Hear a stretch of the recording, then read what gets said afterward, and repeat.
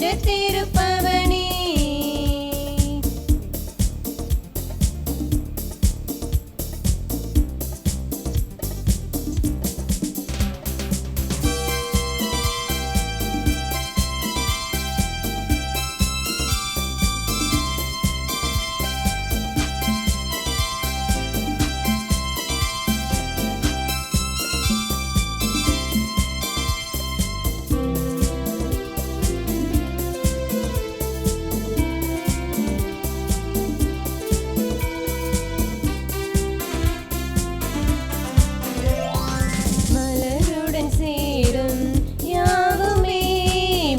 பெற்று வாழ்தல் நீதியே மலருடன் சேரும் யாவுமே மனம் பெற்று வாழ்தல் நீதியே புவி வாழ்வை நாம் தரவே இறை மாண்பை இன்றே பெறவே விரைவாய் வருவோம் தேவன் அருள் பெறுவோம் இறைவன் நிழலில் வாழ்வின் பொருள் பெறுவோம் வாராயிரை திருக்குளமே வாழ்வாய் பேருடனே வாராயிரை திருக்குளமே வாழ்வாய் பேருடனே. தந்தை மகன் தூயாவியாரின் பெயராலே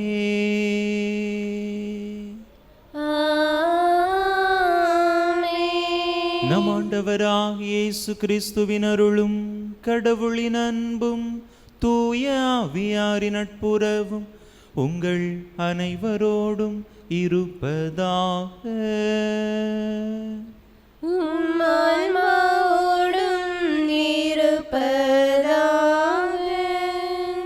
இயேசுவில் அன்பார்ந்த சகோதர சகோதரிகளே, இன்றைய இறை வார்த்தை வழிபாடானது நாம் இவ்வுலக பற்றுகளின் மீது இவ்வுலக செல்வங்களின் மீது பற்று வைக்காமல் இறைவன் மீது பற்று வைத்து வாழ நம்மை அழைக்கின்றன.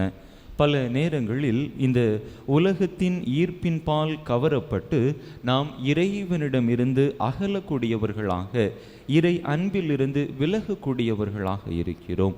எனவே அத்தகைய மனநிலையிலிருந்து நாம் மாற்றம் கண்டு இறை அன்பிலும் பிறர் அன்பிலும் இணைந்து வளரக்கூடிய நல்லதொரு மனதை நாம் பெற்றுக்கொள்ள அருள் வரம் கேட்டு இந்த பலியிலே நாம் இணைந்து மன்றாடுவோம். தகுதியான விதத்தில் இந்த பலியை நாம் ஒப்பு கொடுக்க தடையாக இருக்கக்கூடிய நம்முடைய பாவங்கள், குற்றங்கள், குறைகள், பலவீனங்கள் அனைத்தையும் நினைத்து பார்த்து இறைவனிடத்திலே மன்னிப்பு வேண்டுவோம்.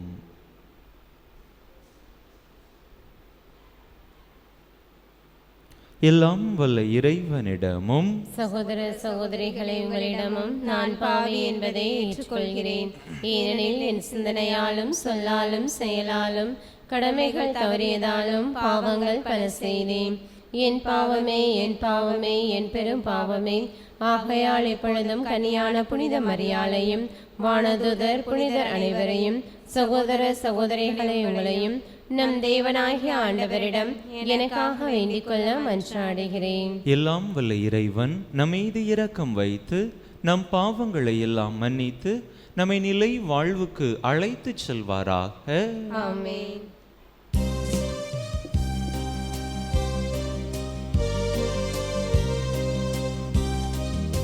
ஆண்டவரே இரக்கமாயிரும். ஆண்டவரே இரக்கமாயிரும். கிறிஸ்துவே இரக்கமாயிரும். கிறிஸ்துவே இரக்கமாயிரும். ஆண்டவரே இரக்கமாயிரும். ஆண்டவரே இரக்கமாயிரும். மன்றாடுவோமாக. இறைவா, உமை அன்பு செய்வோருக்கு கட்புலனாகாத பல்வேறு நன்மைகளை நீரே ஏற்பாடு செய்திருக்கின்றீ. எங்கள் இதயங்களில் உமது அன்பின் நிறைவை பொழிவதால் நாங்கள் உமை அனைத்திலும் அனைத்துக்கும் மேலாகவும் அன்பு செய்து எல்லா வகை மனித எதிர்பார்ப்புகளையும் கடந்த வாக்குறுதிகளை பெற்றுக்கொள்வோமாக.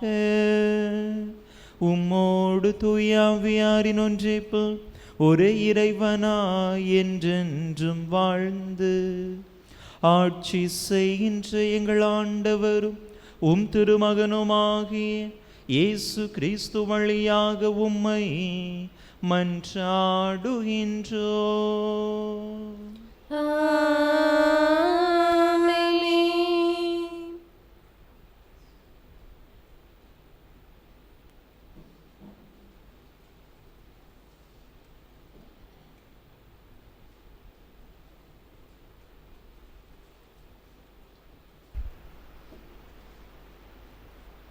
இறைவாக்கினர் எசேக்கியேல் நூலிலிருந்து வாசகம். அதிகாரம் 24, இறை வசனங்கள் 15 முதல் 24 முடிய. ஆண்டவரின் வாக்கு எனக்கு அருளப்பட்டது. மானிடா, உன் கண்களுக்கு இன்பம் தருவதை உன்னிடமிருந்து ஒரே நொடியில் எடுத்துவிடப் போகிறேன். ஆனால் நீ புலம்பவோ அழவோ கண்ணீர் சிந்தவோ கூடாது. மெதுவாய் பெருமூச்சு விடு. இறந்தோர்க்காய் புலம்பாதே. உன் தலைப்பாகையை கட்டிக்கொள். காலில் மிதியடியை அணிந்துகொள். உன் வாயை மூடிக்கொள்ளாதே. இளவு கொண்டாடுவோரின் உணவை உண்ணாதே. நான் மக்களிடம் காலையில் உரையாடினேன். மாலையில் என் மனைவி இறந்துவிட்டாள். மறுநாள் காலையில் ஆண்டவர் கட்டளையிட்டதை செய்தேன். அப்போது மக்கள் என்னிடம், நீர் செய்வதன் பொருள் என்னவென்று எங்களுக்கு சொல்ல மாட்டீரோ என்று கேட்டனர். எனவே நான் அவர்களுக்கு சொன்னது, ஆண்டவரின் வாக்கு எனக்கு அருளப்பட்டது. இஸ்ரேல் வீட்டாருக்கு சொல், தலைவராகிய ஆண்டவர் கூறுவது இதுவே.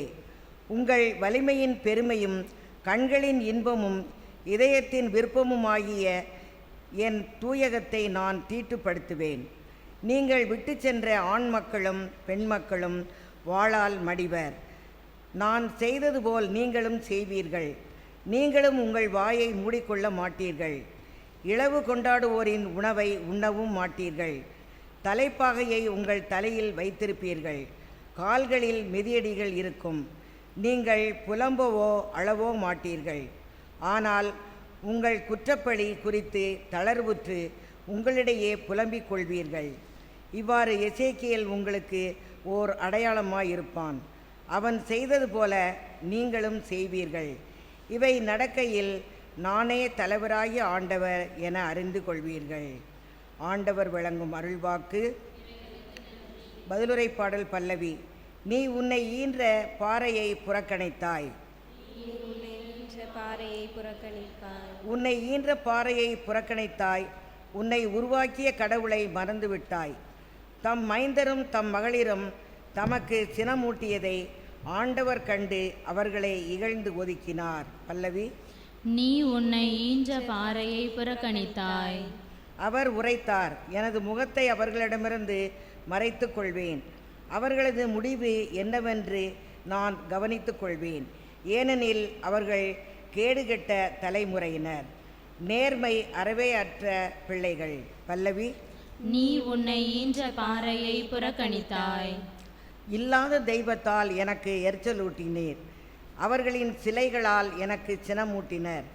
ஒன்றுமில்லாத இனத்தால் அவர்களுக்கு எரிச்சலூட்டுவேன். மதிகெட்ட வேற்றினத்தால் அவர்களுக்கு சினமூட்டுவேன். பல்லவி. நீ உன்னை ஈன்ற பாறையை புறக்கணித்தாய்.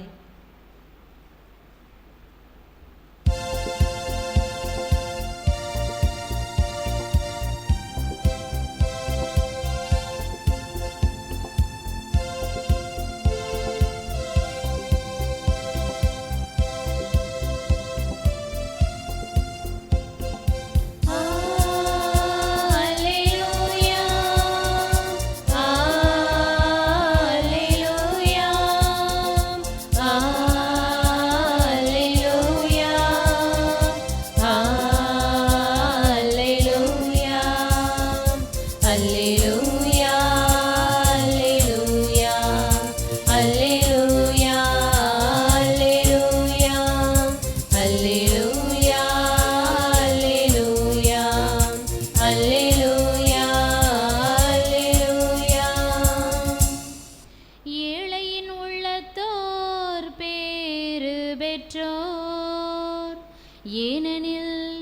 விண்ணரசு அவர்களுக்குரியது.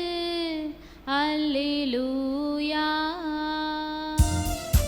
அல்லேலூயா அல்லேலூயா அல்லேலூயா அல்லேலூயா அல்லேலூயா அல்லேலூயா அல்லேலூயா அல்லேலூயா.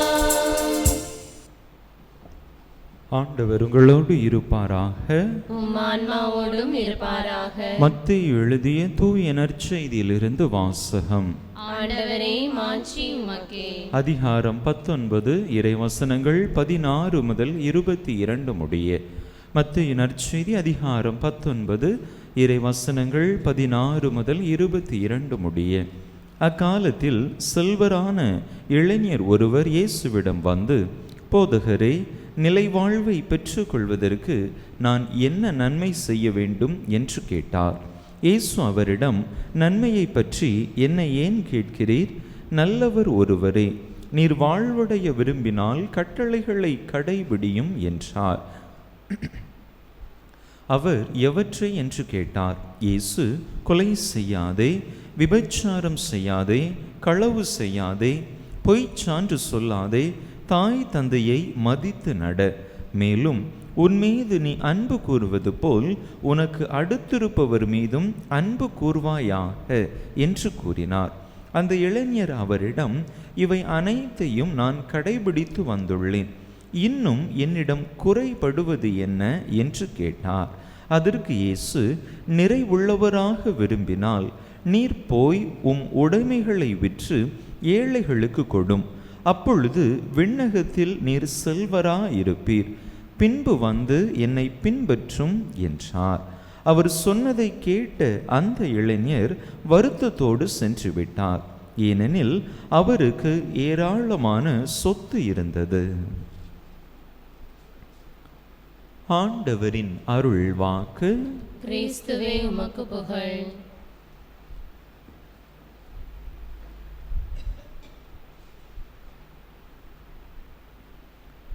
இயேசுவில் அன்பார்ந்த சகோதர சகோதரிகளே, இன்று நற்செய்தியிலே நாம் பார்க்கிறோம், செல்வரான இளைஞர் இயேசுவோடு உரையாடுகிறார்.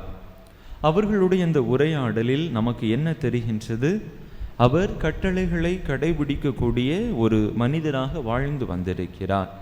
ஆனால் உண்மையிலேயே எப்பொழுது அவருடைய அந்த செல்வத்திலிருந்து, அவருடைய உடைமைகளிலிருந்து மற்றவர்களுக்கு கொடுக்க வேண்டும் என்கின்ற ஒரு கருத்தை ஆண்டவர் முன்மொழிகிறாரோ, அப்பொழுதே அவருடைய முகம் வாடியது என்று நாம் வாசிக்கின்றோம். ஆக இவருடைய இந்த செயல்பாடுகள், இவருடைய இந்த கட்டளைகளை கடைபிடிக்கக்கூடிய தன்மையெல்லாம் வெறுமனே பெயரளவிலே மேலெழுந்த வாரியாக மற்றவர்கள் பார்க்கிறார்கள், நான் செய்கிறேன் என்கின்ற விதத்திலே இருக்கிறது. அதே நேரத்தில் உள்ளார்ந்த விதத்திலே, ஆத்மார்த்தமான விதத்திலே அந்த பிறரன்பு பணிகளை அவர் அதிகமாக நிறைவேற்றியதாக தெரியவில்லை. எனவேதான் ஆண்டவர், உன்னிடம் இருப்பதை விற்று நீ ஏழைகளுக்கு கொடு, அப்பொழுது நீ நிலை வாழ்வை பரிசாக பெற்றுக்கொள்வாய் என்று சொல்லுகிறார்.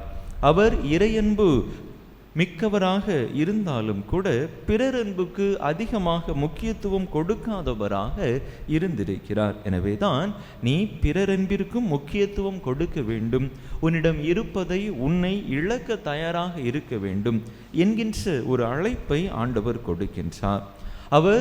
அவருடைய செல்வத்தை குறித்தோ அவருடைய உடைமைகளை குறித்தோ ஆண்டவர் எதையும் தவறாக பேசவில்லை. நீ செல்வம் சேர்க்கக்கூடாது, உடைமைகளை சேர்க்கக்கூடாது என்றெல்லாம் அவர் அந்த மனிதரிடத்திலே சொல்லவில்லை. மாறாக உன்னுடைய செல்வத்திலிருந்து, உன்னுடைய உடைமைகளிலிருந்து நீ ஏழைகளுக்கு கொடுப்பதற்கு தயாராக இருக்க வேண்டும் என்கின்ற கருத்தை தான் முன்மொழிகின்றார்.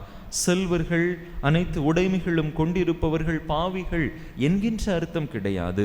அதே நேரத்திலே இந்த செல்வம்தான், இந்த உடைமைகள் தான் எனக்கு எல்லாம், இவைதான் எனக்கு வாழ்வளிக்கின்றன, இவற்றை வைத்து கொண்டு என்னால் எதையும் சாதிக்க முடியும் என்கின்ற ஒரு மனநிலையிலே வாழ்கின்ற பொழுது இயல்பாகவே அந்த மனிதர்களுடைய கண்கள் பிற மனிதர்களிடமிருந்து திரும்பி விடுகின்றன.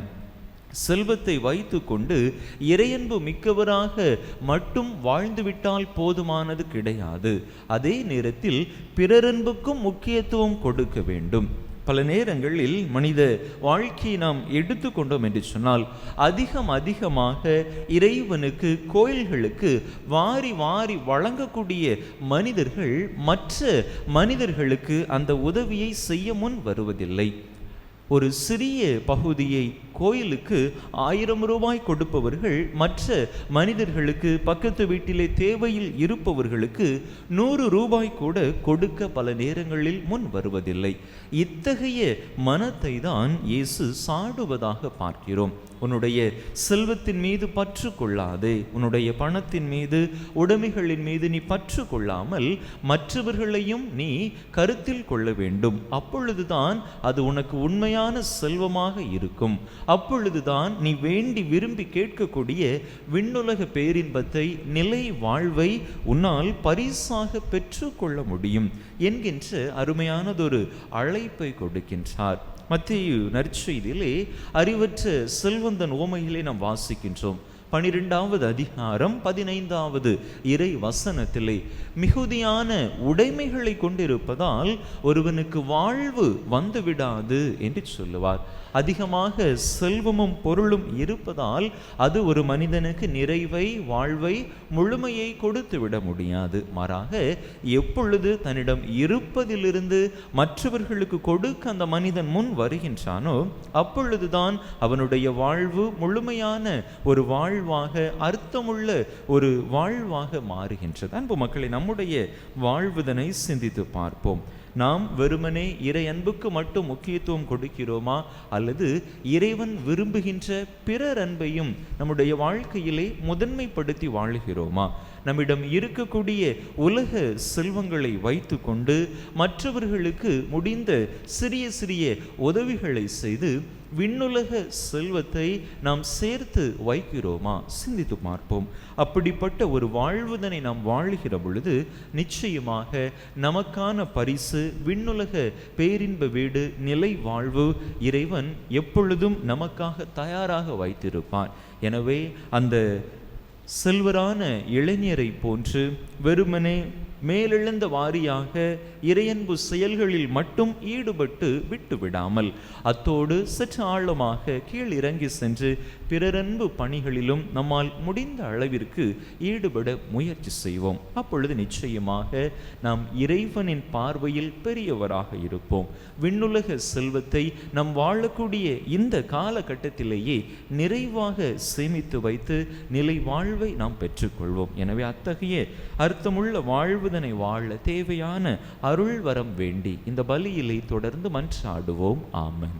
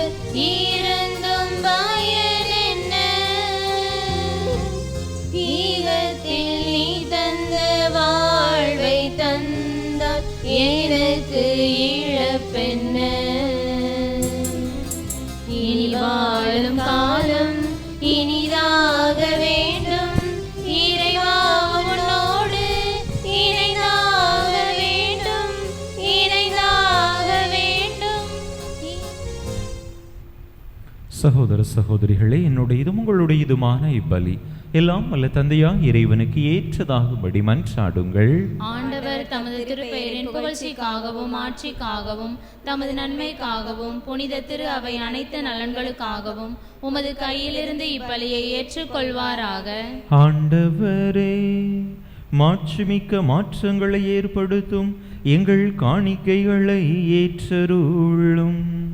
அதனால் நீர் தந்தவற்றையே உமக்கு ஒப்பு கொடுத்து உம்மையே நாங்கள் பெற்றுக்கொள்ள தகுதி பெறுவோமாக. எங்கள் ஆண்டவராகிய கிறிஸ்து வழியாக உம்மை மன்றாடுகின்றோம்.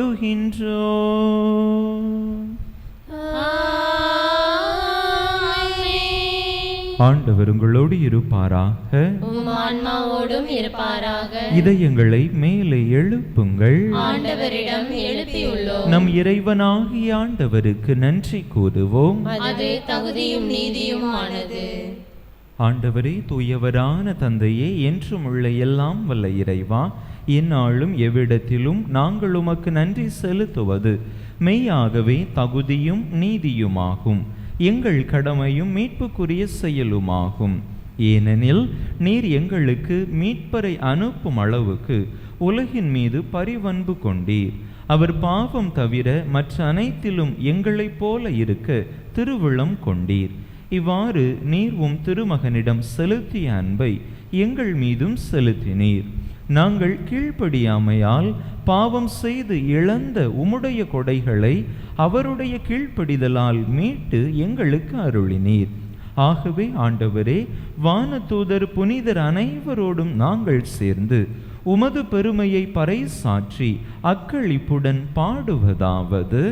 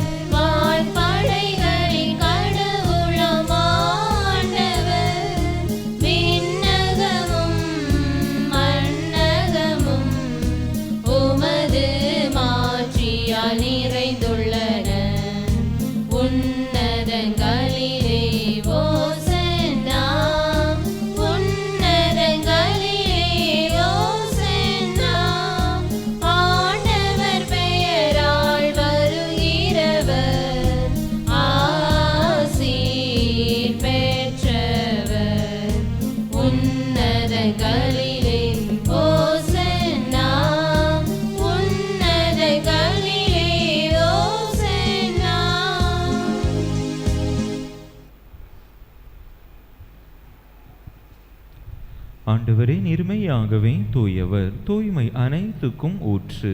ஆகவே உம்முடைய ஆவியை பொழிந்து இக்காணிக்கைகளை தூய்மைப்படுத்த உம்மை வேண்டுகின்றோம். இவ்வாறு எங்கள் ஆண்டவர் இயேசு கிறிஸ்துவின் உடலும் இரத்தமுமாக எங்களுக்கு இவை மாறுவனவாக. அவர் பாடுபட உளம் கனிந்து தம்மை கையளித்த போது அப்பத்தை எடுத்து நன்றி செலுத்தி அதை பிட்டு தம் சீடர்களுக்கு அளித்து அவர் கூறியதாவது: அனைவரும் இதிலிருந்து பெற்று உண்ணுங்கள், ஏனெனில் இது உங்களுக்காக கையளிக்கப்படும் என் உடல்.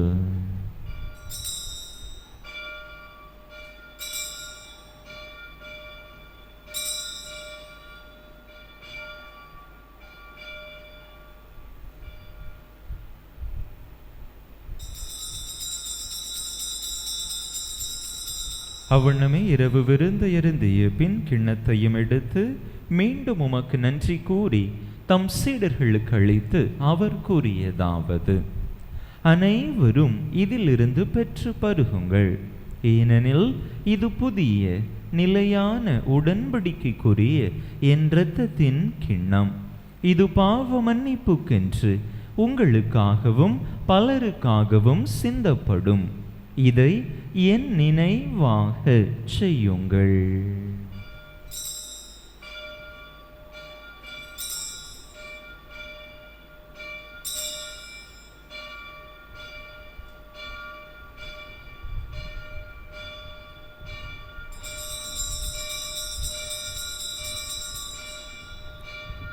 நம்பிக்கையின் மறைபொருள்.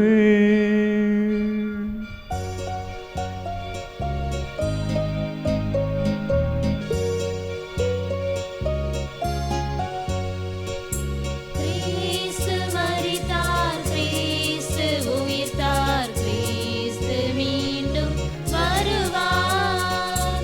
கிறிஸ்து மரித்தார், கிறிஸ்து உயிர்த்தார், கிறிஸ்து மீண்டும் வருவார். ஆகவே ஆண்டவரே, நாங்கள் கிறிஸ்துவின் இறப்பினையும் உயிர்ப்பினையும் நினைவு கூர்ந்து வாழ்வு தருமப்பத்தையும் மீட்பளிக்கும் கிண்ணத்தையும் உமக்கு ஒப்பு கொடுக்கின்றோம். உம் திருமுன்னின்று உமக்கு ஊழியம் புரிய தகுந்தவர்கள் என எங்களை ஏற்றுக்கொண்டீர். எனவே உமக்கு நன்றி செலுத்துகின்றோம். மேலும் கிறிஸ்துவின் உடலிலும் இரத்தத்திலும் பங்கு கொள்ளும் எங்களை தூய் ஆவியார் ஒன்று சேர்க்க வேண்டுமென உமை தாழ்மையுடன் மன்றாடுகின்றோம். ஆண்டவரே, உலகெங்கும் பரவி இருக்கும் உமது திரு அவையை நினைவு கூர்ந்தருளும். எங்கள் திருத்தந்தை லியோ, எங்கள் ஆயர் ஸ்டீஃபன், எல்லா திருநிலையினர் ஆகிய அனைவரோடும் உமது திரு அவை அன்பில் நிறைவு பெறச் செய்தருளும்.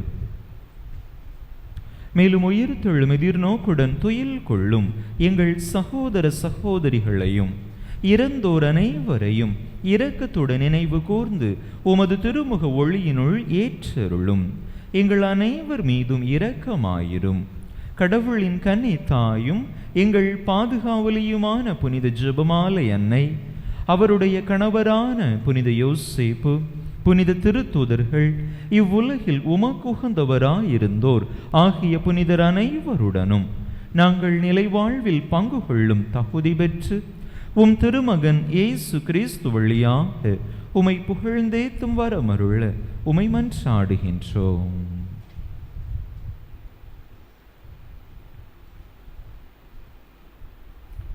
இவர் வழியாக இவரோடு இவரில் எல்லாம் வல்ல இறைவனாகிய தந்தையே, தூய ஆவியாரின் ஒன்றிப்பில் எல்லா புகழும் மாட்சியும் என்றென்றும் உமக்கு உரியதே. ஆமென், ஆமென், ஆமென். மீட்பரின் கட்டளையால் கற்பிக்கப்பட்டு இறை படிப்பினையால் பயிற்சி பெற்ற நாம் துணிந்து சொல்லுவோம். விண்ணுலகில் இருக்கிற எங்கள் தந்தையே, உமது பெயர் தூயது என போற்ற பெறுக. உமது ஆட்சி வருக.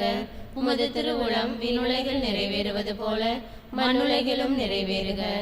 எங்கள் அன்றாட உணவை இன்று எங்களுக்கு தாரும். எங்களுக்கு எதிராக குற்றம் செய்வோரை நாங்கள் மன்னிப்பது போல எங்கள் குற்றங்களை மன்னியும். எங்களை சோதனைக்கு உட்படுத்தாதேயும், தீமையிலிருந்து எங்களை விடுவித்தருளும். ஆண்டவரே, தீமை அனைத்தில் இருந்தும் எங்களை விடுவித்து எங்கள் வாழ்நாளில் அமைதியை கனிவுடன் அருள உமை மன்றாடுகின்றோம். உமது இரக்கத்தின் உதவியால் நாங்கள் பாவத்திலிருந்து எப்போதும் விடுதலை பெற்று யாதொரு கலக்கமுமின்றி நலமாய் இருப்போமாக. நாங்கள் எதிர்நோக்கி இருக்கும் பேரின்பத்துக்காகவும் எம் மீட்பராகிய இயேசு கிறிஸ்துவின் வருகைக்காகவும் காத்திருக்கின்றோம். ஏனெனில் ஆட்சியும் வல்லமையும் ஆட்சியும் என்றென்றும் உமதே. ஆண்டவரே இயேசு கிறிஸ்துவே, அமைதியை உங்களுக்கு விட்டுச் செல்கின்றேன், என் அமைதியையே உங்களுக்கு அளிக்கின்றேன் என்றும் திருத்தூதர்களுக்கு மொழிந்தீரே. எங்கள் பாவங்களை பாராமல் உமது திரு அவையின் நம்பிக்கையை கண்ணோக்கி உமது திருவுள்ளத்துக்கு ஏற்ப அதற்கு அமைதியையும் ஒற்றுமையையும் அளித்தருள்வீராக. என்றென்றும் வாழ்ந்து ஆட்சி செய்கின்றவர் நீரே. ஆமென். ஆண்டவருடைய அமைதி உங்கள் அனைவரோடும் என்றும் இருப்பதாக. உம் ஆன்மாவோடும் இருப்பதாக. ஒருவருக்கொருவர் கிறிஸ்து வழங்கும் அமைதியை பகிர்ந்து கொள்வோம்.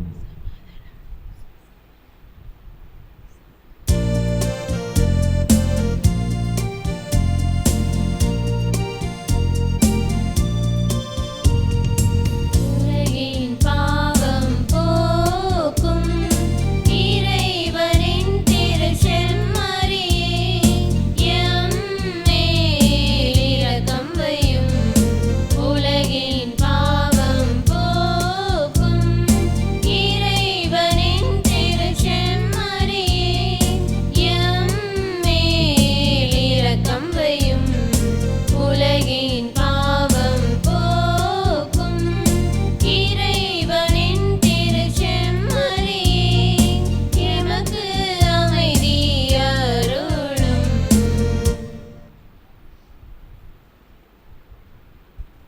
இதோ இறைவனின் செம்மறி, இதோ உலகின் பாவங்களை போக்குகின்றவர். இந்த செம்மறியின் திருவிருந்துக்கு அழைக்க பெற்றுள்ள நாம் பேறு பெற்றோர். ஆண்டவரே, நீர் என் இல்லத்தில் எழுந்தருளி வர நான் தகுதியற்றவள். ஆனால் ஒரு வார்த்தை மட்டும் சொல்லியருளும், எனது ஆன்மா நலமடையும்.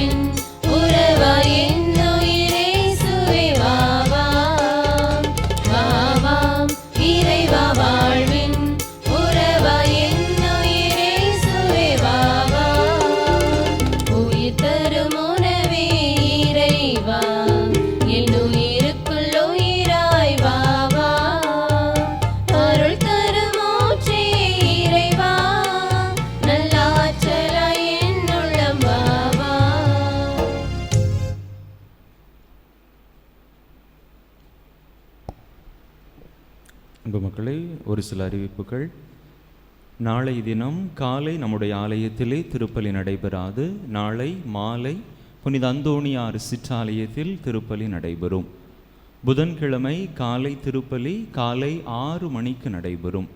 வியாழக்கிழமை காலையில் திருப்பலி நடைபெறாது. வியாழக்கிழமை மாலையில் திருப்பலி நடைபெறும். மன்றாடுவோமாக. ஆண்டவரே, இவ்வருளடையாளங்களால் கிறிஸ்துவுடன் ஒன்றிணைந்த நாங்கள் உமது கனிவை பணிவுடன் வேண்டுகின்றோம். அதனால் நாங்கள் இவ்வுலகில் கிறிஸ்துவின் சாயலுக்கு ஒத்திருந்து விண்ணகத்தில் அவருடன் தோழமை கொள்ள தகுதி பெறுவோமாக. என்றென்றும் வாழ்ந்து ஆட்சி செய்கின்றவர் வழியாக உம்மை மன்றாடுகின்றோம்.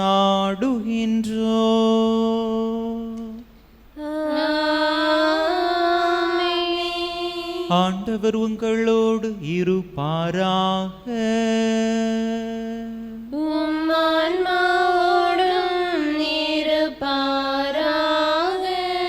எல்லாம் வல்ல இறைவன் தந்தை மகன் தூய ஆவியார் உங்களுக்கு ஆசி வழங்குவாராக.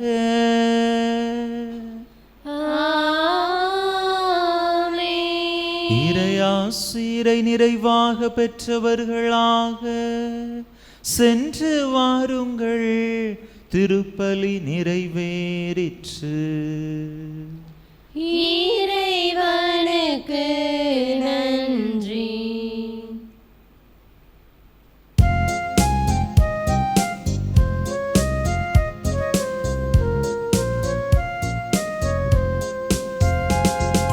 மாமரை புகழும் மரி என்னும் மலரே, மாந்தரின் மாமணியே. மாமரை புகழும் மரி என்னும் மலரே, மாந்தரின் மாமணியே.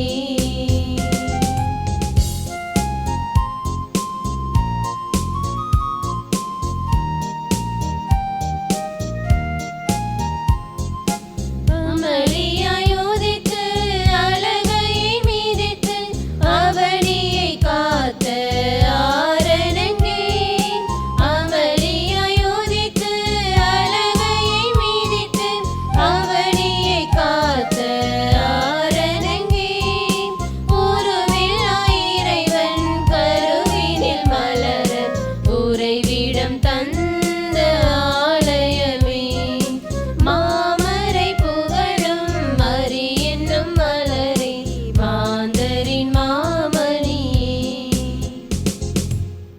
திருப்பலியை நிறைவேற்றிய தந்தைவர்களின் ஆன்ம நலனுக்காகவும் உடல் உள்ள நலனுக்காகவும் அருள் சகோதரிகளின் உடல் உள்ள நலனுக்காகவும் அவர்களது பணி சிறக்கவும் திருப்பலியில் பங்கேற்ற அனைவரின் குடும்ப நலனுக்காகவும் பிள்ளைகளின் நற்படிப்பிற்காகவும் வேண்டிக் கொள்வோம். விண்ணுலகில் இருக்கிற எங்கள் தந்தையே, உமது பெயர் தூயது என போற்றப் பெறுக. உமது ஆட்சி வருக. உமது திருவுளம் விண்ணுலகில் நிறைவேறுவது போல மண்ணுலகிலும் நிறைவேறுக. எங்கள் அன்றாட உணவை இன்று எங்களுக்கு தாரும். எங்களுக்கு எதிராக குற்றம் செய்வோரை நாங்கள் மன்னிப்பது போல எங்கள் குற்றங்களை மன்னியும். எங்களை சோதனைக்கு உட்படுத்தாதையும் தீமையிலிருந்து எங்களை விடுவித்தருளும். அருள் நிறைந்த மரியே வாழ்க. ஆண்டவர் உம்முடனே, பெண்களுக்குள் ஆசீர்வதிக்கப்பட்டவர் நீரே. உம்முடைய திருவயிற்றின் கனியாகிய இயேசுவும் ஆசி பெற்றவரே. புனித மரியே, இறைவனின் தாயே, பாவிகளாய் இருக்கிற எங்களுக்காக இப்பொழுதும் எங்கள் இறப்பின் வேளையிலும் வேண்டிக் கொள்ளும். ஆமேன். தந்தைக்கும் மகனுக்கும் தூய ஆவிக்கும் மாட்சிமை உண்டாவதாக. தொடக்கத்தில் இருந்தது போல இப்பொழுதும் எப்பொழுதும் என்றென்றும் இருப்பதாக. ஆமேன். புனித ஜெபமாலை அன்னையே, எங்களுக்காக வேண்டிக் கொள்ளும். புனித ஜெபமாலை அன்னையே, எங்களுக்காக வேண்டிக் கொள்ளும். புனித ஜெபமாலை அன்னையே, எங்களுக்காக வேண்டிக் கொள்ளும். நிலையான புகழுக்குரிய தூய நீரை நற்கருணைக்கு எல்லா காலமும் ஆராதனையும் புகழும் போற்றியும் மாட்சிமையும் உண்டாக கடவது. தந்தை மகன் தூய ஆவியாரின் பெயராலே ஆமென்.